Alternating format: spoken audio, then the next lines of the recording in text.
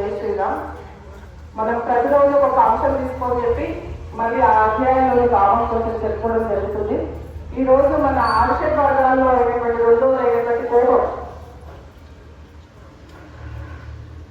అయితే మనం భగవద్గీత అందరికీ ఒక అర్థం ఏముంటుందంటే ఇప్పుడు తొలిపోయి అదృష్టవశాలు కొంత అందరికీ కూడా అవేర్నెస్ వచ్చింది. కానీ మొదట ఏమనుకునే వాళ్ళంటే ముసలి వాళ్ళు చదవాలి, ఇంకోటి చనిపోయినప్పుడు పెట్టాలనేటువంటి ఒక భ్రమ ఉండేది. కానీ అది చాలా పెద్ద భ్రమ.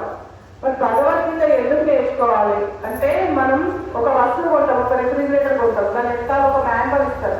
అంటే దాంతో ఆ రిఫ్రిజిరేటర్ పాడైతే ఏం చేయాలి, ఎట్లా యూజ్ చేయాలని చెప్పినట్టు, ఒక వాషింగ్ మిషన్ వెనకాల ఒక మాన్యువల్ ఇచ్చినట్టు మనందరికీ కూడా భగవంతుడు ఒక మాన్యువల్ ఇచ్చింది, అదే వేదం. కానీ వేదాలు మనం చదవాలంటే చాలా కష్టం. ఒక వేదం చదవాలంటే 15 సంవత్సరాలు పడుతుంది, 4 వేదాలు చదవాలంటే 45 సంవత్సరాలు పడుతుంది. మన జీవితకాలం సరిపోదు. కాబట్టి వేదరాజుడు బయటసి వేద విభజన చేసి మహాభారతంలోని పంచమ వేదమైనటువంటి మహాభారతంలోని 1,10,000 శ్లోకాలు లభించి మెయిన్ శ్లోకాలన్నీ కూడా కాసి పడబోసి మనకి చెప్పినటువంటిదే భగవద్గీత. అలాంటి భగవద్గీత ఎందుకు నేర్చుకోవాలంటే ఇందాక చెప్పుకున్నాం మాన్యువల్ అని. మరి మన జీవన విధానం ఎట్లుండాలో చెప్పేదే భగవద్గీత. కాబట్టి ప్రతి ఒక్కరికి కూడా భగవద్గీత అనేది చాలా అవసరం. ప్రతి ఒక్కరికి సమస్యలు ఉంటాయి. మహాత్మా గాంధీ లాంటి వాళ్ళు కూడా చెప్పారు, మాకు ఏదైనా ఒక సమస్య వస్తే భగవద్గీత ఓపెన్ చేసి చదువుతాం.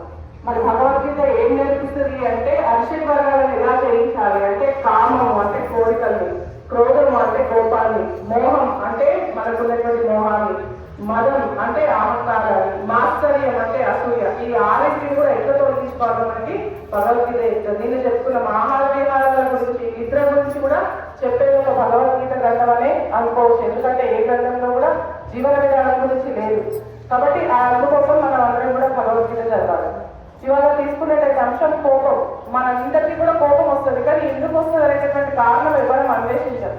అయితే అందులో భగవద్గీతలో కృష్ణుడు చెప్పాడు, క్రోధాత్మవతి సమ్మోహ సమ్మోహ స్మృతి విభ్రమ స్మృతి భ్రంశ బుద్ధినాశో బుద్ధినాశో ప్రవేశించదు.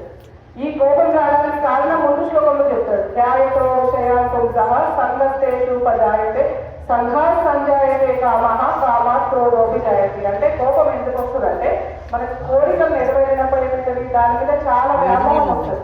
ఆ వ్యామోహం తీరకపోతే కోపం వస్తుంది. చిన్న ఎగ్జాంపుల్ గా చెప్పుకోవాలనుకుంటే, విశ్వామిత్రుడు మనకి అందరికీ తెలిసినటువంటి విశ్వామిత్రుడే. మహర్షి అనేటువంటి బ్రహ్మర్షి అనేటువంటి విశ్వామిత్రుడు ఒక రోజు ఇంకా రాజుగా ఉంటాడు. ఆయన అప్పటికే బ్రహ్మర్షి కాడు. ఒక రోజు రాజ్యం లోపల పర్యటన చేస్తూ విశ్వామిత్రుడు వశిష్ఠ మహర్షి యొక్క ఆశ్రమానికి వస్తాడు. ఆశ్రమం లోపలికి వెళ్ళిన తర్వాత వశిష్ఠ మహర్షి బ్రహ్మర్షి కాబట్టి ఆయన యొక్క ఆశీర్వాదం తీసుకున్నాక ఇద్దరు ధర్మ